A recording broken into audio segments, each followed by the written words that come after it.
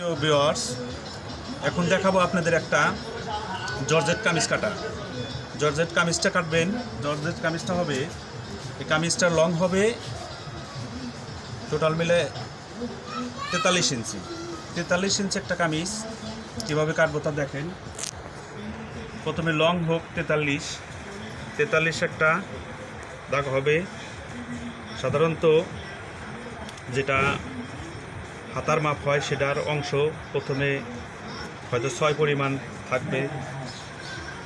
কাঁধের থেকে ফাড়া পর্যন্ত 19 থাকবে। 19 আর 6-এর মাঝামাঝি একটা দাগ হবে। একটা দাগ দিব, এভাবে দাগ কেটে নিতে হবে। দাগ কাটার পরে আমরা 4টে দাগ কেটে নেব। দাগ কেটে নেওয়ার পরে ফুটের মাপ, ফুট সাধারণত মিডিয়াম মানুষের 12 সাড়ে 12 হয়ে থাকে। তার দিলাম 6 বোঝায় ডাবলে থাকে। আর গলার জন্য হয়তো ফুটের দিক দিয়ে 2 ইঞ্চি দিয়ে দাগ কেটে নেব। দাগ কেটে নেওয়ার পরে গলার জন্য আমরা 4.5 অথবা 5, সেটা পিছে উঠানোর ক্ষেত্রে, পিছে উঠানো গলা হলে সেক্ষেত্রে 2.5 হতে পারে। চাহিদা অনুসারে কেউ একটু বেশিও চায়, গলা বড় দিতে হবে। এখন হলো বডির মাপ। বডি আছে আপনার 18, তার 4 অংশে ভাগ করলে পারে 9 হয়। যেবার 9 দিলাম। সেটা কোমরে আছে 15.5, 15.5 4 অংশটা আসে হলো 15.8 দিলাম। তারপরে আসে হিপের মাপ। হিপের মাপটা সাধারণত বডি বরাবর হয়ে থাকে। বডি বরাবর দিলাম। বডি বরাবর দিয়ে সেরে একটা দাগ কেটে নেব।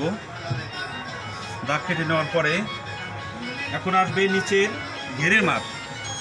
ঘের এটা সাধ্য অনুসারে যতটুকু কাপড় চাহিদা অনুসারে দিতে হবে। এখন ঘের এটা 22 দিলাম। 22 সোজা একটা দাগ কেটে রাখলাম। দাগ কেটে নেওয়ার পরে গলা কাটবো। গলা সাধারণত আমরা এটা ডিজাইন গলা দেবো, কিছুটা হালকা ডিজাইন দিলে এভাবে গলা কাটতে হবে। গলা কেটে পিছে উঠানো গলা, পিছে উঠানোর জন্য আমরা 2, 3.5, 2.5 ব্যবহার করতে পারি। এই 2 কেটে নিলাম। কাটার পরে কাঁধের পর্যন্ত গেলাম। কাঁধ থেকে এভাবে হাতার রাউন্ডটা কেটে নিলাম। কিছু অ্যালান্স রেখে 1.5 ইঞ্চি পরিমাণে অ্যালান্স রেখে পুরাটা কেটে নিলাম। কেটে নেওয়ার পরে এভাবে হয়ে গেল। হয়ে যাওয়ার পরে রাখলাম। রাখার পরে এটা স্লিপের হাতা আছে, স্লিপ দুটা এভাবে ভাঁজ করে মাথায়, হাতার মাথার জন্য 1/2 ইঞ্চি পরিমাণ রাখলাম।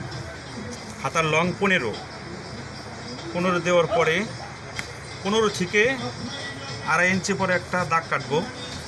হাতার ওই জায়গা রাউন্ডটা দিচ্ছি 6, এই জায়গা 6.5 দিতে হবে।